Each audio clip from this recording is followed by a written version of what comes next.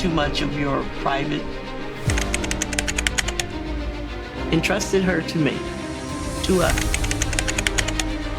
It's kind of controlling, but I know what my job is, and that is to keep my child safe. That's why God. Bright future ahead. I saw her back out of the driveway, and she never returned. I never knew that there were so many tears in my body.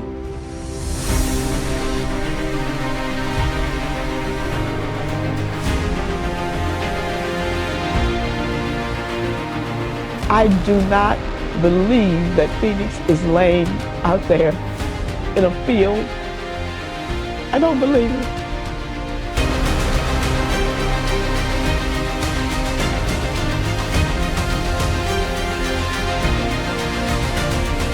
And I told Lawrence, I said, Lawrence, something's wrong. Phoenix didn't come home.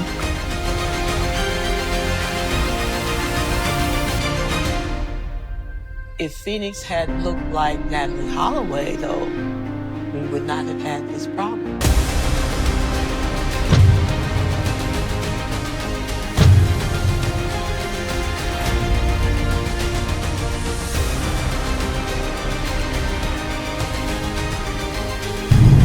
I never knew that there were so many tears in my body. There's never been a body found. What happened the last month of her life? Like somebody come and get me. I'm like, who coming to get you? Her life ended that day. From an investigator to that crucial first 48 hours. We're calling, she doesn't want her parents to know. Talk about secrets. Things that we need to know. This could really unlock the mystery to this whole case.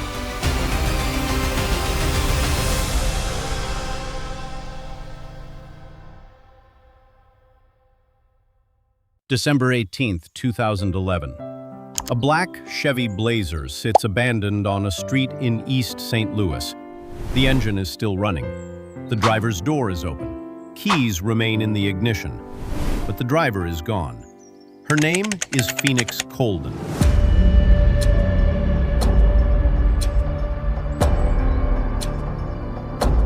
Just hours earlier, she had been at home in suburban Missouri, spending part of the afternoon outside near the family driveway before suddenly leaving in the SUV without telling anyone where she was going.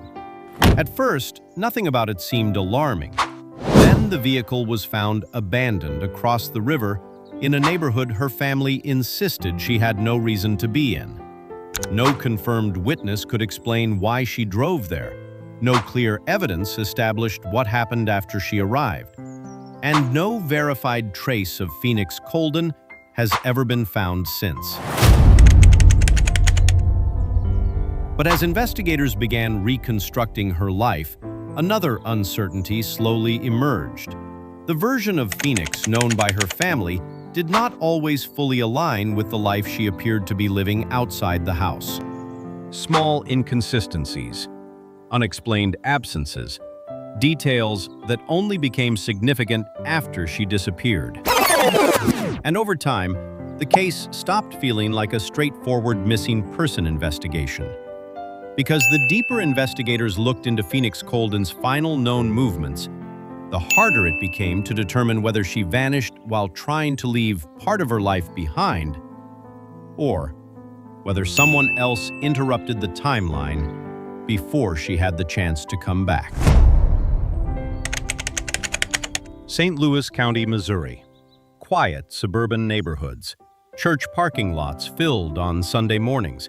Brick houses lined along streets where routines rarely seemed to change. This was the environment where Phoenix Coldon spent most of her life. Born Phoenix Reeves in California in 1988, she was adopted as a baby by Lawrence and Goldia Coldon before the family eventually settled in Missouri. To people around her, Phoenix appeared talented, disciplined, and closely connected to the structured world her parents built around her. She was homeschooled for much of her childhood in a household shaped heavily by religion, routine, and supervision. Music became one of the centerpieces of her life early on. Phoenix played piano and spent years practicing with the kind of consistency her parents strongly encouraged. At the same time, she developed an interest in fencing and eventually became a junior fencing champion in the St. Louis area. People who knew her often described her as intelligent and quiet, polite, reserved around strangers, more comfortable in controlled environments than highly social ones. Later, Phoenix attended the University of Missouri St. Louis while continuing to live at home with her parents. And from the outside, her life appeared remarkably stable. There were no public signs of severe conflict inside the family, no obvious history of reckless behavior, no indication that Phoenix was preparing to disappear. If anything, the environment around her seemed structured almost to the point of predictability. But over time, people close to Phoenix also noticed something else. As she grew older, she became increasingly private, not dramatically rebellious, not openly confrontational, just harder to fully read. And that subtle distance would later become psychologically important to the case. Because once Phoenix disappeared, investigators would gradually begin uncovering details suggesting that the version of her life visible inside the family home may not have fully reflected everything happening beyond it. But before any of those questions emerged publicly, Phoenix Coldon still appeared to be living an ordinary life in suburban Missouri. And on the final weekend before she vanished, nothing outwardly suggested that routine was already beginning to separate from explanation. Sunday, December 18, 2011, began like an ordinary weekend day inside the Coldon household in suburban Missouri. That morning, Phoenix attended church with her mother, Goldia. After the service, the two stopped at a grocery store before returning home to Spanish Lake. Nothing about the day initially appeared unusual. Later that afternoon, Phoenix spent time outside near the driveway playing basketball while family members remained nearby around the house. At approximately 3 p.m., she walked toward the family's black 1998 Chevy Blazer parked outside. According to her parents, Phoenix entered the SUV and remained inside briefly with the engine running before eventually backing out of the driveway. Her mother would later say this behavior was not uncommon. Phoenix sometimes sat alone in the vehicle for several minutes when she wanted privacy to make phone calls. Her father recalled seeing the SUV pull away and casually waving in her direction as she left the neighborhood. Phoenix did not explain where she was going. At the time, the departure felt ordinary enough that nobody inside the house thought carefully about the moment. Family members assumed she was running a quick errand and expected her to return later that evening. But she never came home. Hours later, the timeline surrounding Phoenix's disappearance began separating from ordinary explanation. At approximately 5:27 p.m., the black Chevy Blazer was discovered abandoned on St. Clair Avenue in East St. Louis. The scene immediately stood out to witnesses. The SUV remained partially positioned in the roadway. The driver's door was open. Keys were still inside the ignition. And according to reports, the engine was still warm. No confirmed witness publicly reported seeing Phoenix leave the area. No clear signs of violence were immediately identified near the vehicle. At first, the SUV was not treated as part of a missing person investigation. Local authorities reportedly handled it as an abandoned vehicle before it was eventually towed from the scene later that evening. The distance between the Coldon home and East St. Louis was not enormous. But for investigators, the psychological gap between those two environments would later become much harder to explain. One was a quiet suburban neighborhood shaped by routine, church life, and family structure. The other was an area associated with crime, instability, and unfamiliar surroundings that Phoenix's parents insisted she had no reason to be visiting. Meanwhile, Phoenix's family still believed she would return home. But as the hours passed without contact, concern gradually replaced routine. The following day, December 19th, Phoenix Coldon was officially reported missing. And almost immediately, investigators encountered the contradiction that would come to define the entire case. How does a young woman leave home during the middle of an ordinary Sunday afternoon, only for her vehicle to appear abandoned hours later, while no one can clearly explain what happened in between? Because from the very beginning, the timeline surrounding Phoenix's disappearance contained an unusual absence. No verified sightings after she left the neighborhood. No confirmed explanation for why she drove into East St. Louis. No clear indication of whether she arrived there voluntarily at all. And the longer investigators examined the timeline, the less certain they became that anyone in Phoenix's life fully understood where she had actually intended to go that afternoon. Because before investigators could determine what happened to Phoenix Coldon, they first had to answer a different question entirely. How much of her life had remained invisible, even before she disappeared? As investigators began reconstructing Phoenix Coldon's final known movements, the case quickly became more complicated than a straightforward missing person investigation. Because almost immediately, authorities encountered a contradiction that would continue shaping the case for years afterward. The version of Phoenix's life described inside the family home did not fully align with what investigators were beginning to uncover outside of it. In the days following her disappearance, detectives examined the abandoned Chevy Blazer after it was recovered from the tow yard. Many of Phoenix's personal belongings were still inside: her wallet, identification, glasses, personal items she normally relied on day to day. That detail became psychologically important to investigators, because while people sometimes leave home unexpectedly, Phoenix appeared to have left without many of the things someone would normally take if they intended to voluntarily disappear for an extended period of time. At the same time, investigators also struggled to explain why Phoenix drove into East St. Louis at all.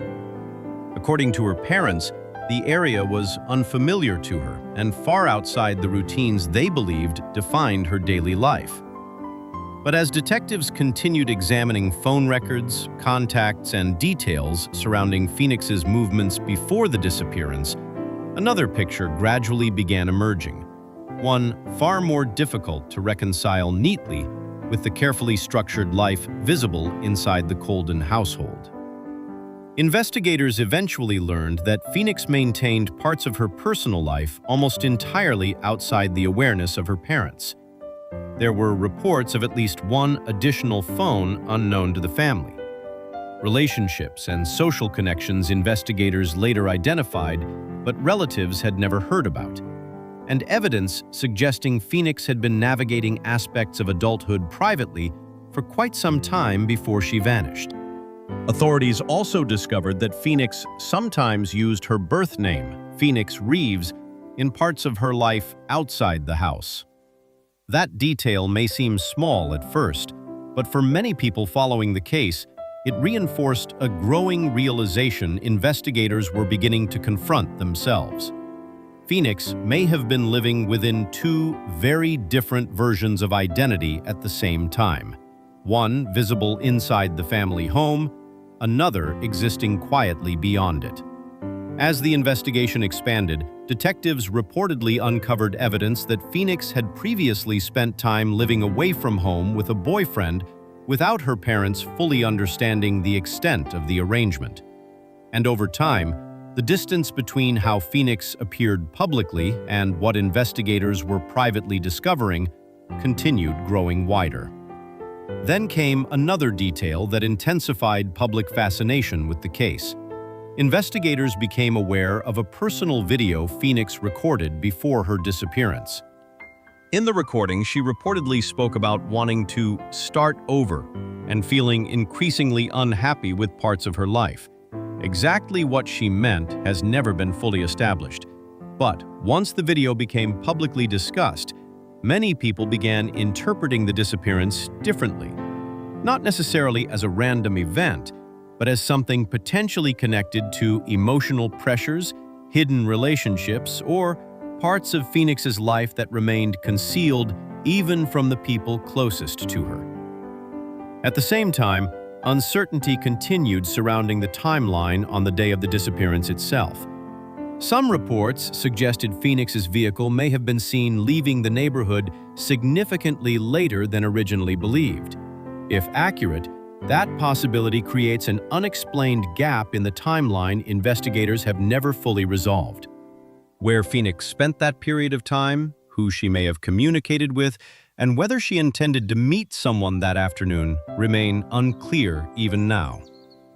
One detail investigators examined particularly closely involved a lengthy phone call Phoenix reportedly had the night before she disappeared. The conversation lasted nearly 2 hours, with a man publicly identified only as Mike B. Exactly what was discussed has never been fully disclosed publicly. But for many people following the case, the timing became difficult to ignore, especially because the deeper investigators looked into Phoenix's final days, the harder it became to determine whether she had been planning to leave part of her life behind voluntarily, or whether someone else may have understood those vulnerabilities before she disappeared. And over time, the investigation became trapped between multiple competing interpretations that never fully aligned with all of the known facts. Some investigators and observers believed Phoenix may have intentionally separated herself from the controlled environment surrounding her life at home. Others pointed toward the abandoned SUV, the abrupt silence afterward, and the complete absence of verified activity following the disappearance as indicators that something may have interrupted those plans before she had the chance to return. But regardless of which explanation people considered most likely, one contradiction never disappeared from the center of the case. The more investigators learned about Phoenix Coldon after she vanished, the less certain they became that anyone around her had fully understood the life she was already living before she disappeared at all. As the years passed without confirmed sightings, physical evidence, or clear forensic conclusions, the disappearance of Phoenix Coldon gradually became a case defined less by certainty and more by competing interpretations of the life she may have been living before she vanished. Because unlike many missing person investigations where the central mystery revolves entirely around what happened after the disappearance, Phoenix's case became equally shaped by uncertainty surrounding who she may have already been beforehand. One of the most widely discussed theories involves the possibility that Phoenix encountered foul play shortly after arriving in East St. Louis. The location where her SUV was abandoned immediately intensified that concern. East St. Louis had long struggled with violent crime, instability, and trafficking activity connected to major interstate routes running through the region. Some investigators and observers pointed toward the condition of the vehicle itself as potentially significant. The driver's door remained open, keys were left in the ignition, and according to reports, the engine was still warm when the SUV was discovered. To some people following the case, the scene suggested interruption rather than deliberate abandonment. The possibility that Phoenix may have encountered someone unexpectedly after arriving in the area has never been completely eliminated, particularly because no verified activity connected to her life has ever been confirmed publicly after that afternoon.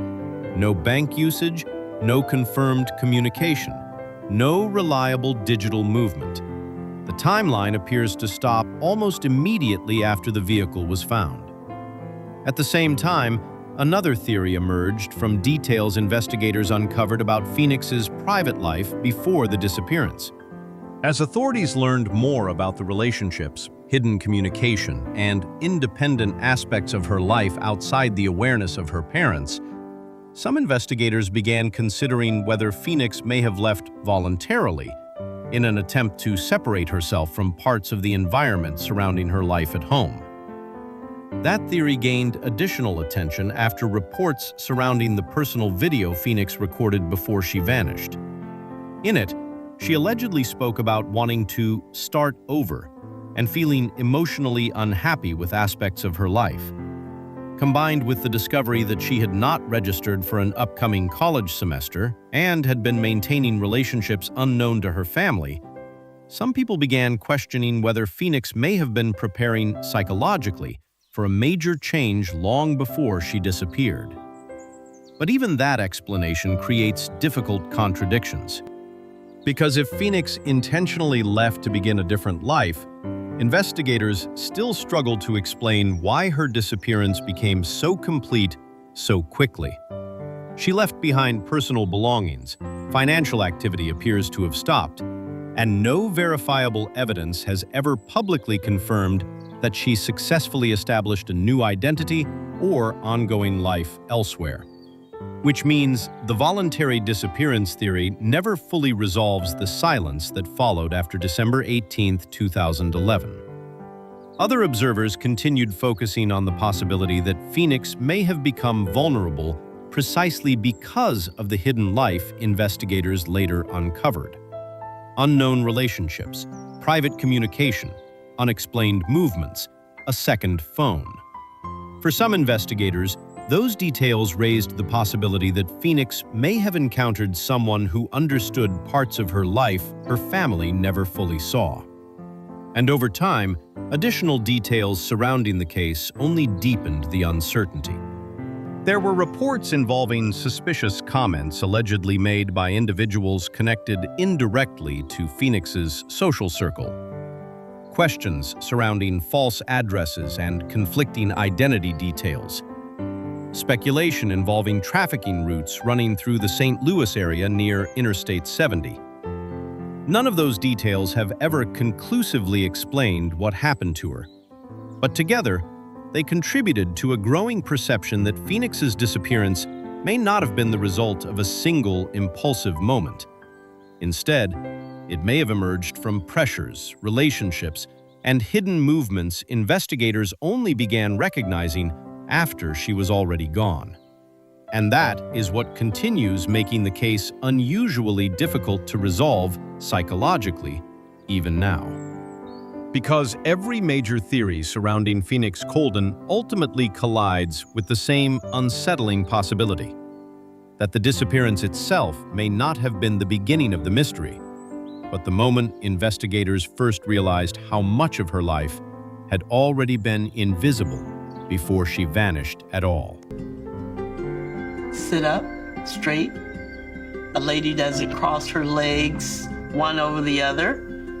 And the reason behind that is because you're exposing too much of your private areas. Don't be loud, vulgar. To be neat, and you should carry yourself in a very discreet manner and ladylike, because that's what you are. Now, a lot of people might say, well, that's kind of controlling, but I know what my job is, and that is to keep my child safe. That's why God entrusted her to me, to us, to protect her. What continues to make the disappearance of Phoenix Coldon feel psychologically unsettled is not simply the lack of answers. It is the growing realization that the investigation never moved in a straight line from known life to unknown disappearance.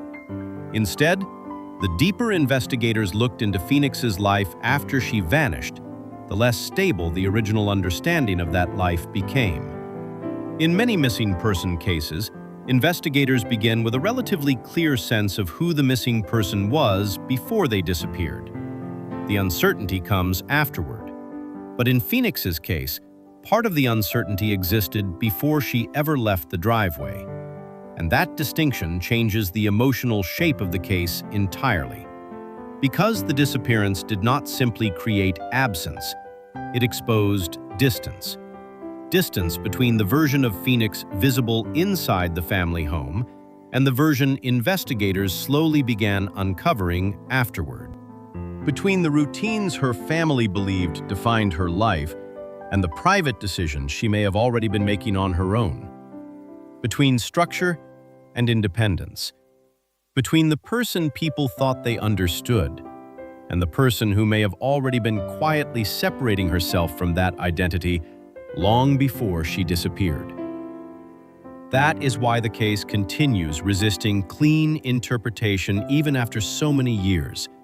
Not because there are no theories, but because every explanation seems to leave part of Phoenix psychologically unresolved.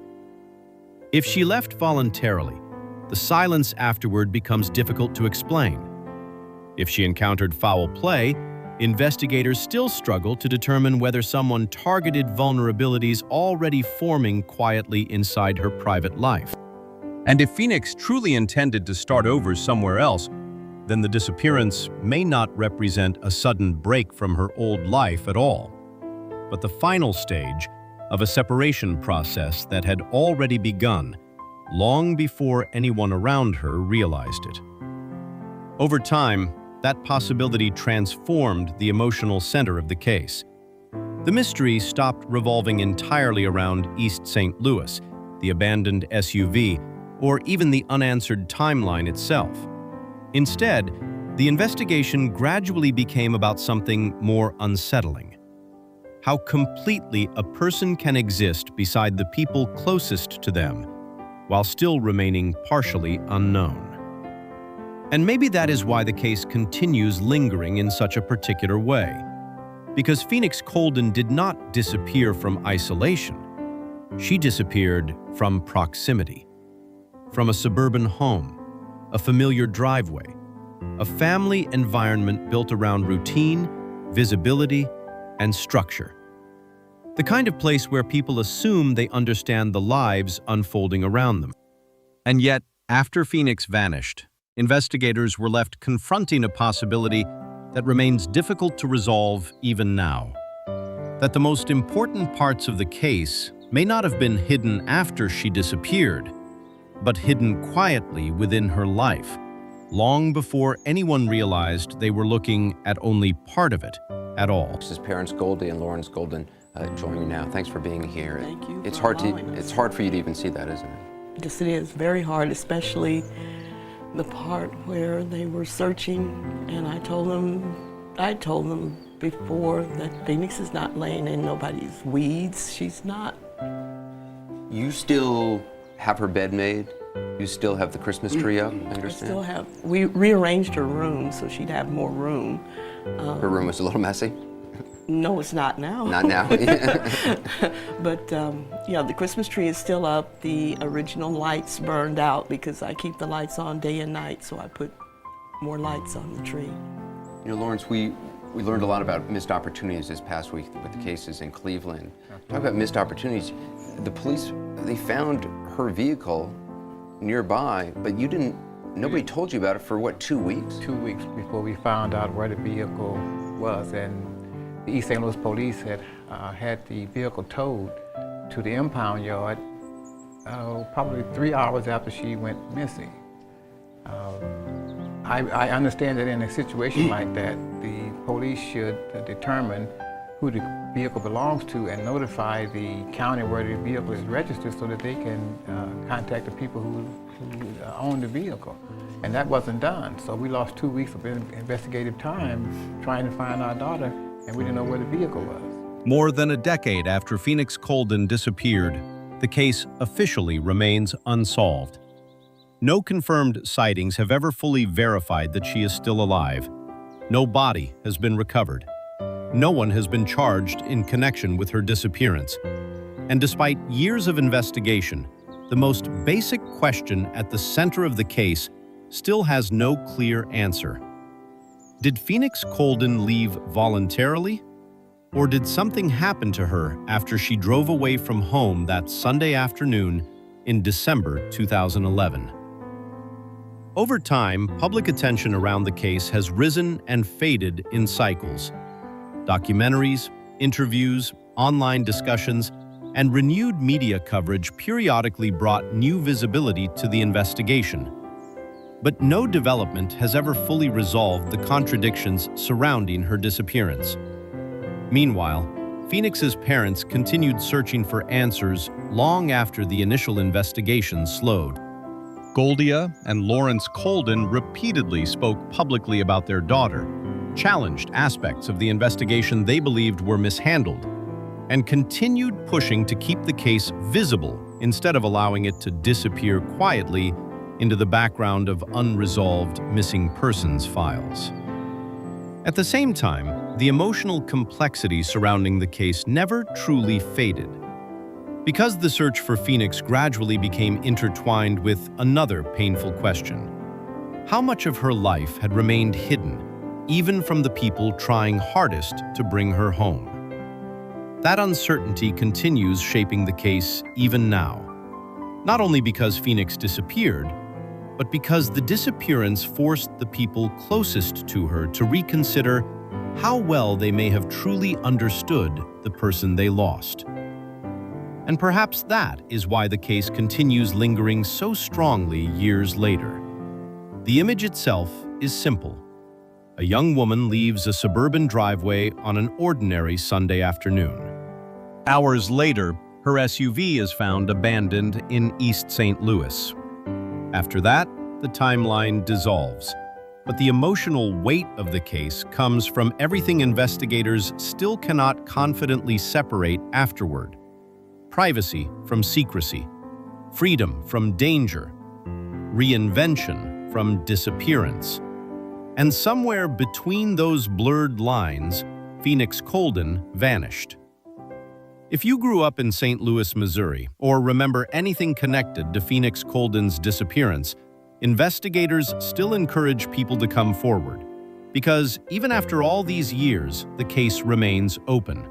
And sometimes, the detail that finally changes an investigation is not a dramatic confession or hidden piece of evidence, but a memory someone once believed was too small to matter.